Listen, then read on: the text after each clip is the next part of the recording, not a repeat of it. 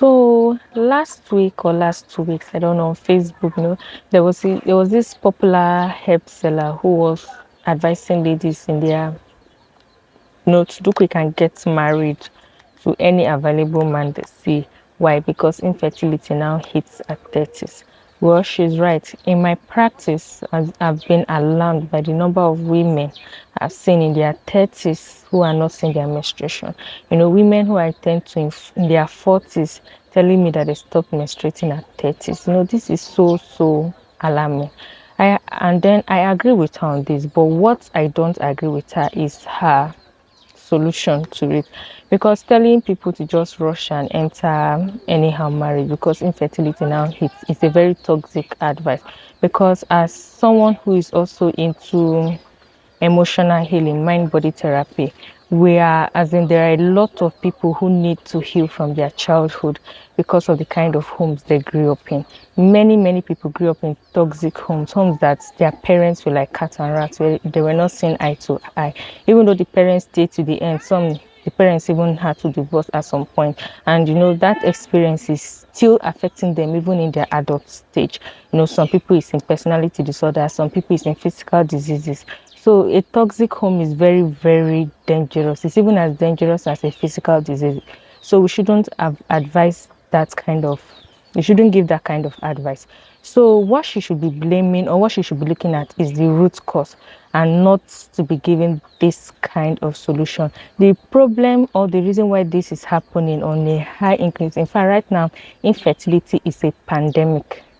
Like, it's just that because the mainstream media isn't carrying it on the head like the way they carried COVID. People don't know what is happening. Infertility right now is a pandemic. So she's supposed to be saying the reason why this is happening, and the reason why this is happening because we are going against every natural order.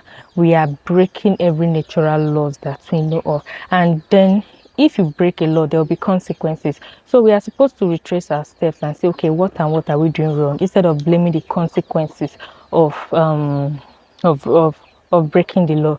So what are some of the reasons why this happened? Because if we don't sit down, think of this thing and think of how to retrace our steps, very soon the new normal will be that infertility hits in the 20s, and even girls won't be allowed to finish their secondary school. They'll have to get married early. Why? Because infertility now hits in the 20s.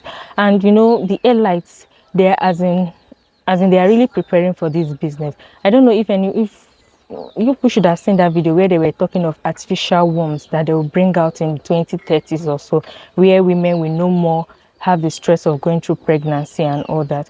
It's not that they are trying to pity women. They don't want women to be stressed, go through the stress of pregnancy. Those elites, they know the truth. They are saying that in the nearest future, natural conception will be very difficult. So they are already preparing their market for it to make money. Imagine IVF that, they'll take a man's sperm, take a woman's egg, mix it and put it inside the woman's body for her to nurture the child. Imagine it in millions. So now, is it now the one that they will nurse outside your body for 9 months that will not be in millions?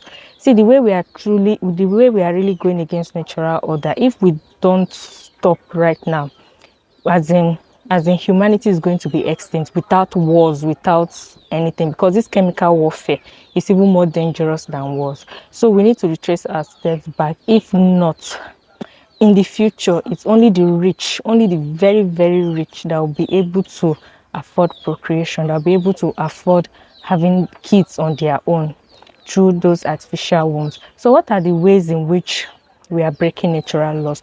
Watch out for part 2. Thank you.